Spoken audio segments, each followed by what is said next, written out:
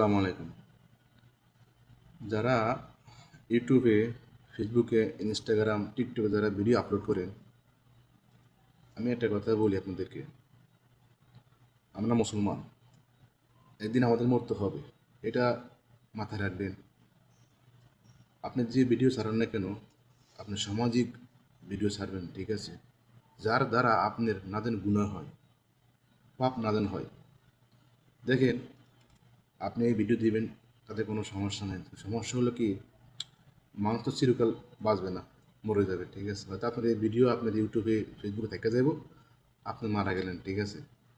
হয়তো আপনার এই যদি ভিডিও সাথে আপনি যদি গান বাজনা এগুলো আপনি অ্যাড করে ছাড়েন ফেসবুক বা ইউটিউবে, হয়তো আপনার এই গুণার দ্বারা আপনার যার নামে জ্বলবেন, এই গুণার দ্বারা, ঠিক আছে? সেই জন্য বলি, আমরা যারা টিকটকে, ফেসবুকে, ইউটিউব ভিডিও ছাড়ি, সামাজিক ভিডিও ছাড়ি।